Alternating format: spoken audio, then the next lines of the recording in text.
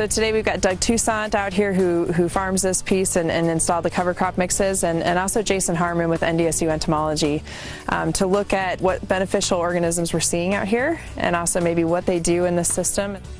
There were a couple different cover crop mixes that were seeded directly after the sunflower were planted. So we'll just take a look at some of those mixes and see what's blooming and how it's establishing. So we're looking again at oats and buckwheat. We've got the alfalfa again in the understory. You can see more of the dwarf Essex rapeseed within this field too. So here's the dwarf Essex, kind of this bluish tint leaf. Here we've got some cowpea in here, and we haven't seen the cowpea flower yet, so maybe that's going to come on a little bit later. Again, the peas, I mean, they're producing with the purple flower. So again, this mix is just a little bit different, but it's also providing just outstanding cover and flowering throughout the growing season.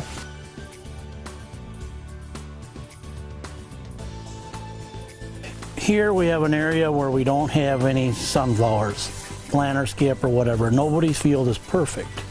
But now I have all these beneficials growing where I would have had a cocklebur coming out of here. I'd have had a water hemp or something else. I didn't spend any money on chemicals, so instead of $30 of chemicals, maybe the $30 worth of cover crops is probably more beneficial in the end. I feel it is. Now we're in a mix by Justin Fruchty from Milborn Seed. This is one that he came up with that has a lot of clovers in it, and also a common vetch, and it has, most of these have Phacelia in them. This is one mix that does not have buckwheat. So let's take a look at what we see here. So here we found this, here's the Phacelia that's flowering. So this purple flower is really beautiful, and it has the kind of these lacy leaves to it. One of the things that we've seen with Phacelia, especially with our plots on main campus, is that it actually took a couple of freezes to get it to terminate. So it may be a little bit more winter hardy than we think. So this seems to be an interesting species to start including in mixes. You can see we've got the crimson clovers in here again, the flax. There are some other types of clovers in here as well that aren't flowering right now.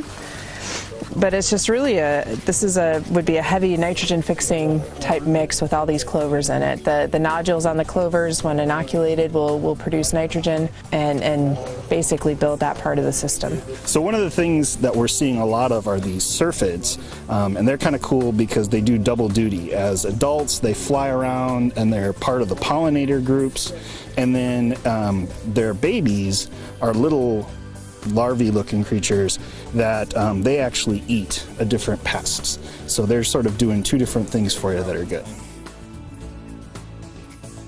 We're now in the mix at Marisol Bertie, who is our forage production specialist on campus. She does a lot with cover crops, and so this was a mix that she designed to be fairly inexpensive per acre. So when we look down at what's in this mix, she has the dwarf Essex rapeseed, which you can kind of tell this by the bluish colored leaves on it. She also has here's some more Phacelia.